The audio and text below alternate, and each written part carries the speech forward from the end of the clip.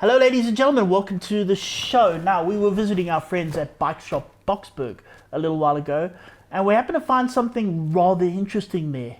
Here is Glenn having a go on it for the first time.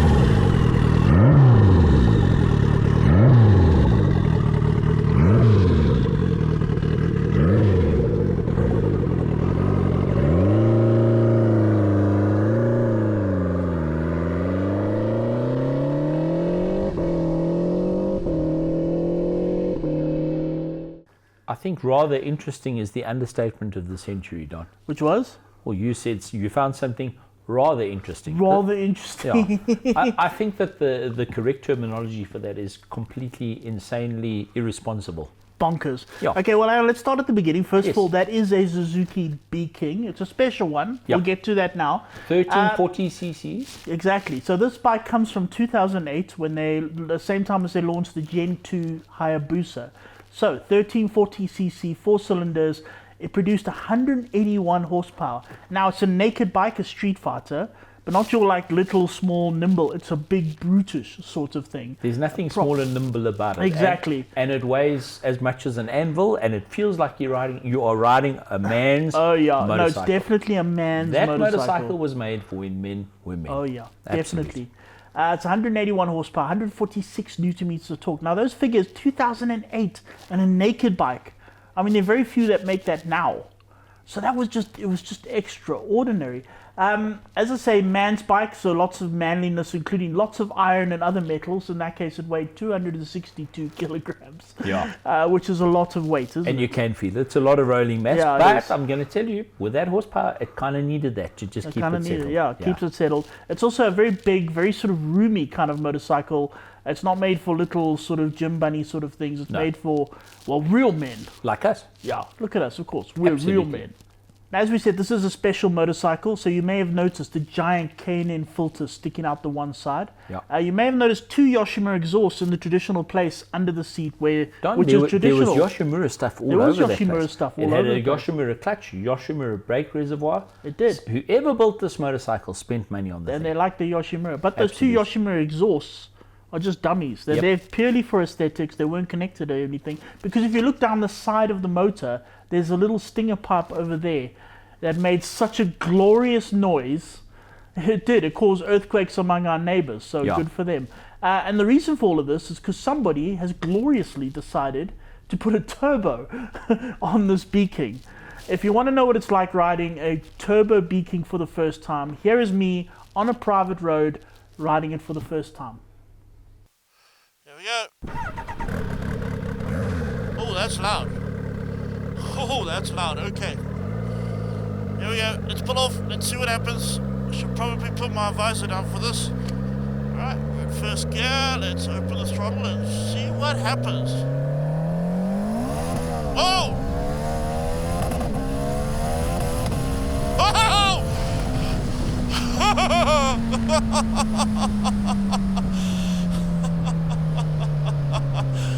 Did you feel out? Okay, I don't think you could quite see that, but the thing was just wheel spinning. I opened the throttle, it just went.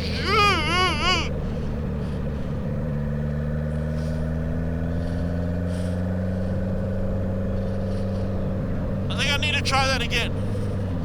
Back down, second gear, first gear. Alright, let's see.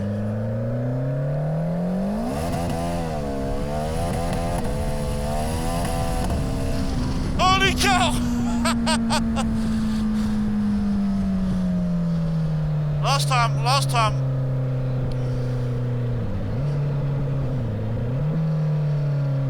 It's intoxicating. There we go.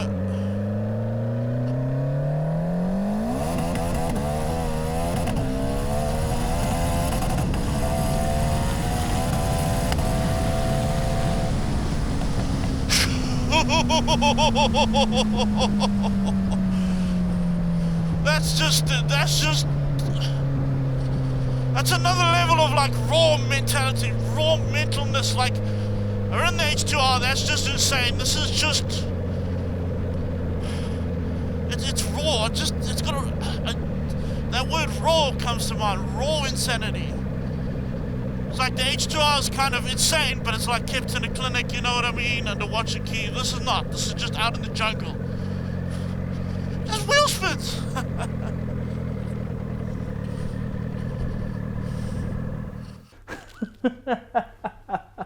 It's so stupid. Yeah. It's so stupid. I mean, the fact that... No, it's not. I think it's awesome.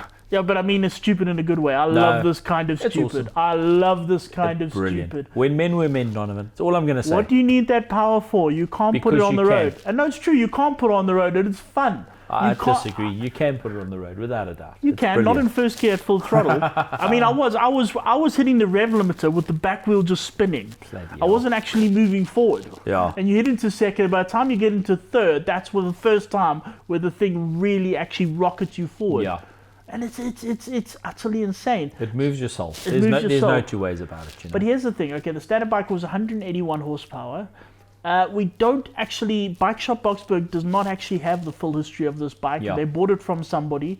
We believe it was put together by Dynabike Quint, which is a very good thing because they're kind of the go-to people for putting turbos on. He's the turbo boosters and things. Suzuki guy. Yeah, he is. He is. I think it's a Garrick turbo on that thing. It looks like a Garrett turbo.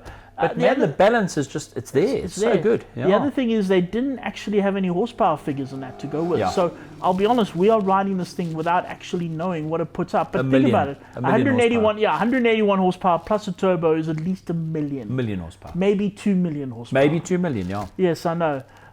Now, Glenn, you rode it more than I did. What's it like opening? What was it like for you opening It's this the roll first, on one of those things? interesting. It's the first time I've ever ridden a B-King. And my buddy Clive always said to me, hey, that's his favorite motorcycle. I didn't kind of get it.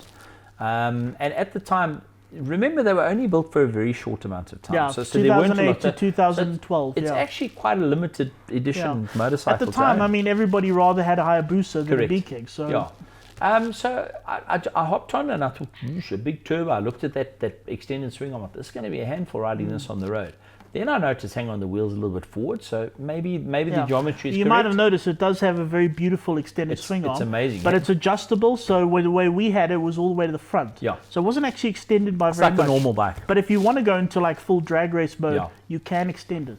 But they have fitted a big 630 O-ring chain on it. I don't know whether you noticed that. Yes, I did But notice anyway, that. riding from the shop, I thought, okay, it's going to be a handful. Not intimidating at all. It's still a big ball bike. Took it out through the back of the suburbs there, onto the highway, and I thought, why would anybody want to ride this bike normally? As soon as there was a gap, you twist its ear, and it's the most fantastic thing. Don, I'm sure you would have noticed. You start 4,500, 5,000. That turbo grabs you by the pants, and it takes you, and it just chucks you down the road. It is the most amazing feeling. I still get goosebumps thinking about it. Oh, man. That exhaust just roars at you. It is a man's motorcycle. It is a proper man. There's no question. What I'll say is you sit kind of forward on the seat. It's got quite a big roomy seat. Very It's- aggressive, As I yeah. say, made for men. I mean, Men. proper men, not Yes. gym bunny men, proper men. Yes. And you accelerate like hell, and suddenly you find yourself right up but Yes. against the backstop like this. There's The a whole bump thing stop just on the thrusts you seat, and backwards. as the turbo kicks in, you go zoop. It's an awesome. It's almost indescribable how lacquer it feels. But that much fun. specific motorcycle is, I hate to use the word balance. It's a lot of fun when you ride it like a normal person. But my goodness gracious, why would you want to ride it you any open other the way? throttle, yeah. Don, I'm going to talk about something else. In a world where the manufacturers have gone crazy with safety this and safety that and emission controls and this and that, this is an unapologetic brute of a motorcycle. Oh, it was- No ABS, no rider modes, no traction control, no lean angle sensors, none of that. It's all in your wrist and how hard you slam. That's it, finished and clap. So it came from sort of the days in sort of the early to late 2000s when all people cared about is how much horsepower. And there were Exactly. such glorious and days. we long for those days You again. long for those days. It's how fast is it? Yeah. I want to go fast. How fast is it not? Well, what's the fuel economy like? Oh, you don't worry about fuel economy No. on this thing. In fact, it wasn't too bad. I mean, we ran out, 3 tanks of fuel? about in 2 4 days. runs. Yeah. What a pleasure. What an Best absolute fuel we've pleasure. ever burned. Guys, I'm going to tell you this, what a bike. Whoever built that motorcycle spent proper money on it. If you look at the accessories and things that are on it, the beautiful spray job and the fit and finish, someone loved it and built it properly. And in my opinion, it's on the floor for 200,000 Rand. I think it's a steal. In today's day and age, it's a steal. I don't know if it's still going to be there. I mean, you better hurry. They sell bikes pretty quickly, but it might still be on Boxberg, Bike Shop Boxberg's showroom floor right now. 200,000 Rand. Yeah. Quickly go and look at it. Quickly. And if you're a collector, that thing needs to go into your collection. If you've got 200,000 Rand lying around, you don't know what to do with it, please go and buy that. Absolutely. Come on, it's 100%. wow. We're going to say it one more time. That bike was built when men were still men. And if you've never ridden a big ball bike like that with a turbo, okay, go and do it before you get too old. Do it now. Anyway, ladies and gentlemen, we'll see you after the break.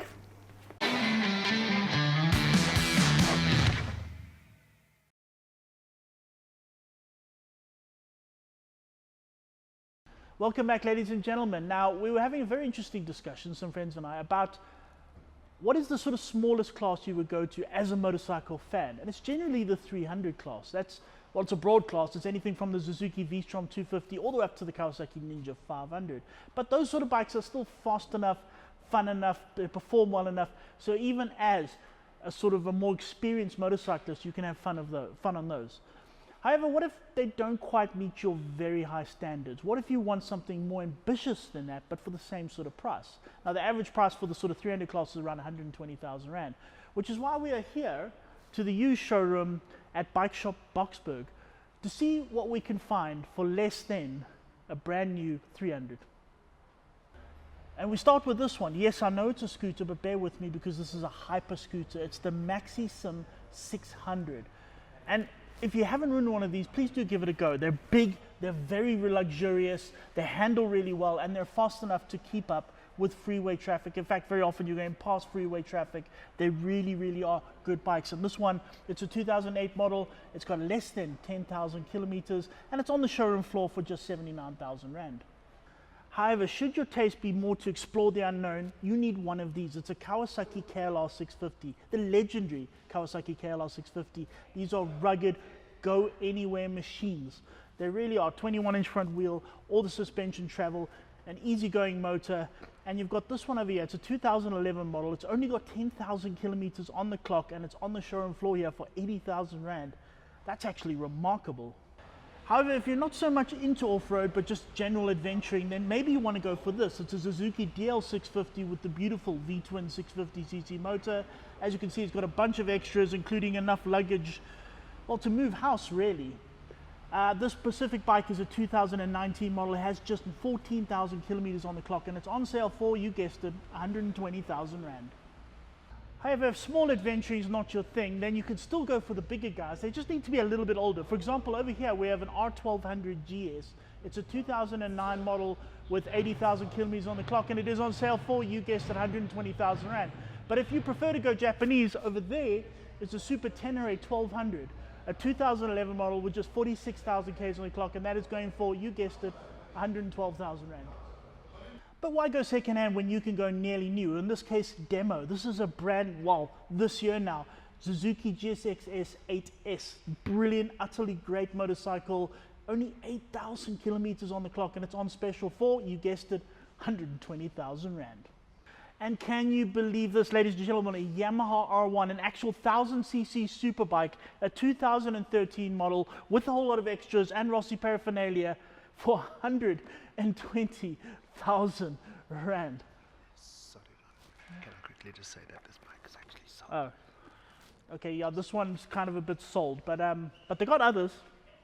So we said something bigger than a 300. This is literally 4 times bigger than a 300 in every way. It's an R1200 RT, the big cruiser bike. It's a 2011 model. It's got 80,000 kilometers on the clock. It's got a sound system. It's got everything, and it's a lot of fun.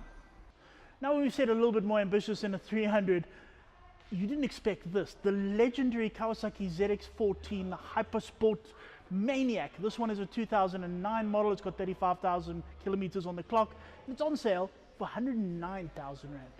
Now, we asked if we could get more ambitious than a 300, and it does not get more ambitious than this. This is a Triumph Rocket 3, 2.3 litre, 3-cylinder motorcycle. Literally the biggest engine you can get in a production motorcycle. This particular one is a 2007 model. It's got 34,000 kilometers on the clock, and it's for sale for 100,000 Rand.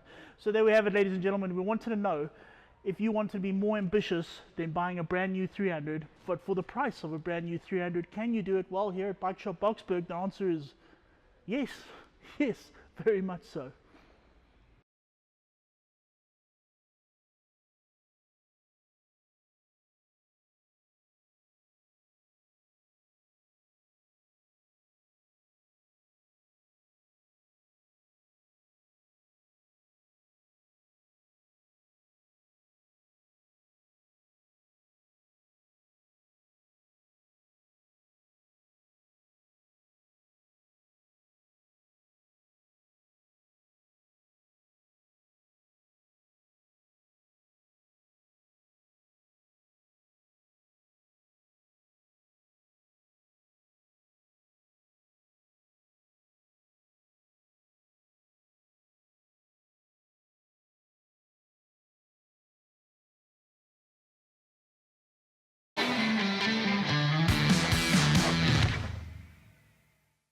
Hey, welcome back, ladies and gentlemen. We moved from the lounge to the office.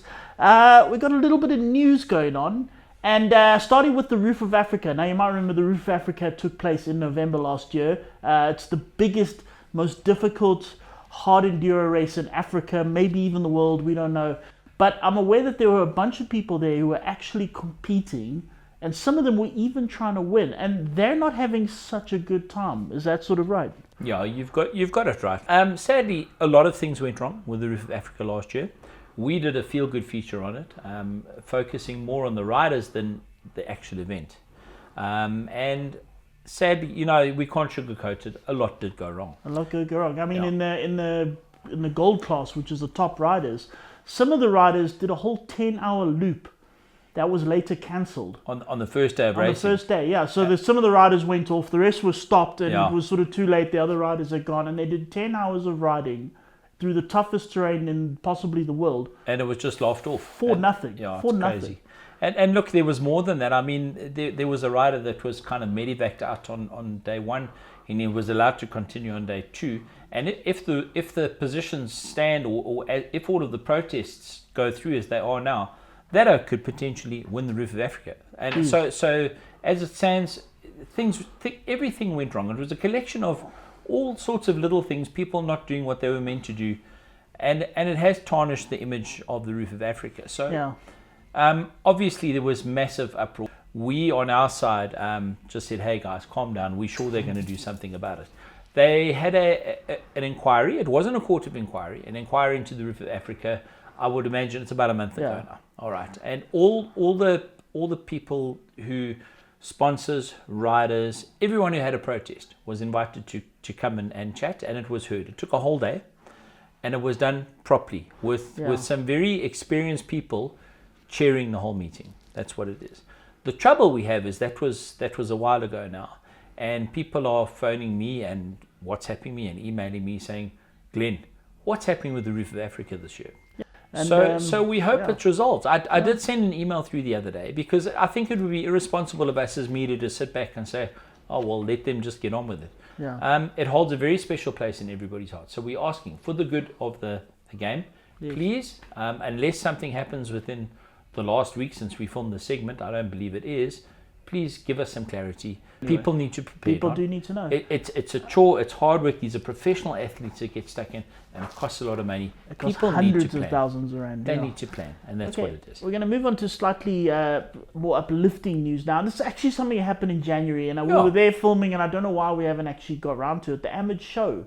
Now, AMID is the Association of Motorcycle Importers and Distributors. They are sort of a collection of all the major importers. They all get together and they work for the good of motorcycling. And try and look for the good of motorcycling. Now, years ago, they used to do the AMID show. It was a huge event. They rented out Nazareth, they rented out Kyalami, they rented out all sorts of places. It was a big, massive sort of expo. And then sort of COVID happened and all sorts of things happened and it all just sort of came crumbling down. Yeah. Now for the last 2 years they have hosted it again. It's at Red Star Raceway. It's not the giant expo that we had before. But it's awesome. It's a lot more toned down. But Yeah. you know what is so cool? Last year they did it. It was very sort of, shall we say, it was sort of muted. That's yeah, it. a bit muted, a bit sort of under Yes. the. No, Yeah, under nobody the knew what covers. to expect. No one quite knew, and it wasn't that big. This one, the second year, has been much, much bigger. Absolutely. Still not huge like they were. but I it would was say great. doubled in size in a year. All the manufacturers, everything was there, all the major players, and it was a lot of fun. That's and right. It's just a It's lot a of great feel day good. out. It's a good excuse to get on your motorbike and go and visit. Exactly. And it's a great showcase of the South Probably African will motorcycle happen again industry. in January. Just Yeah. keep a lookout. Well, you got some time to go. Now, BMW have launched a new motorbike, and as per usual, we don't know anything about it. Yeah, the new RR is being unveiled at BMW dealerships across the country. It's But now, come essentially on, what they tell do. us, let's cheer it up. What's the bike like? Okay, S1000, I don't know. I haven't ridden the damn thing. Okay, but all right, so this is the other little thing. We were talking earlier on the show about man's motorcycle and built for men. Absolutely. So this is the 2025 BMW S1000RR, the superbike. The motor pushes exactly the same 205 horsepower. Guess what? It is now Euro 5 plus compliant. Yes, for Africa. Don't you It's feel awesome. manly? Yeah, Don't you it's feel awesome. so? No, and it's not BMW's fault. They've got some They idiot have to. bureaucrats Yeah. somewhere who are trying to look good in front of I don't know who. And they're putting on these stupid rules that are so difficult for these men. And if you look into work it, around, people it's who know crazy. about tuning and that, the stuff they have to do to Yeah. those motorcycles to comply, it's ridiculous. And it makes this much difference. And on, nothing. I'll be quite frank. I mean, some of the bikes we've ridden, we thought, how do they do that? When they still have to meet with Yeah. all of the... So all they're The doing bikes now, are still great. I don't know how they work around it. so all they're doing now is meeting emission compliance while pushing the same horsepower. Yeah, And absolutely. it's ridiculous. But anyway, so apart from that, it's also got the M1000RR aero kit, so it's going to have more downforce. It is It's gorgeous. got a slightly different throttle. It goes to 58 degrees instead of 71, Yeah, so more of a quick racing throttle. Yeah. And the price starts at 395,000 rand. So there Yes. we go, S1000RR. And you know what? I'll- One day when they tell us, we'll ride it and we'll tell you what we Maybe think. one day we'll even get to ride it and tell you what it's like. Yeah, it'll be epic. Otherwise, they'll probably let you ride it first. Will you tell us what it's like? Yeah, That'll absolutely. be nice. Thank Oh, you. we want a reader's ride. Come on now. So now onto something a little bit, perhaps a little bit more somber. Stolen motorcycles. Don, there's a problem at the moment. Yeah. We live in a really nice gated community and whatever. We've got CCTV footage. Two guys come in, walked up to the guy's house. One This didn't. is we didn't nearby, not your nearby house. here. Yeah. No, not at my place. Walked in, helped themselves to the bike. We watched them pushing it out. We didn't watch them after the fact, obviously. Pushing the bike down the road, across the veldt, into a taxi. Poof, gone. Just like that. The That was guys a knew, GS, wasn't it? They knew exactly where the bike was. They knew exactly what they wanted. They went in and they took what they needed. So we decided, let's have a chat. It is a pandemic. It's a big problem Yeah, at the moment. but, In fact, they've caught what trucks do you at the do? borders where there's motorbikes just stripped It's and they're just hidden under full of milli space. bags Yeah, and things exactly. like that. They are specifically looking for your bike. And they seem to be targeting specific models. And it seems to us almost as though GS is the target because it's such a massive model. Yeah. Is that a fair comment? that's You know, fair not comment. targeting BMW, No. it is like that. So guys, what I guess it's our social responsibility to say, look after your bikes. Lock your bikes away. Out of sight is out of mind. If you own a motorcycle, don't leave it Yeah. in plain view. That's the most important thing we can Some tell sort you. of an alarm system, beams. The other you thing get we've these got alarm, on all of our bikes, you get alarm lock. So you Yeah. put the lock through the disc. It's a disc lock that they can't roll the bike away. You're going to say, they can pick it up. What it's got, I think it's got a little mercury switch inside. Yes. That the moment it moves, it sets off an alarm and that thing screams. So that even if you don't hear it, perhaps they'll run a mile. Yeah. And don't be lazy. Put it on every night. That's the Go, trick. do it. Yeah. Ladies and gentlemen, thank you so much for watching the show, and we will see you again next week. Take care.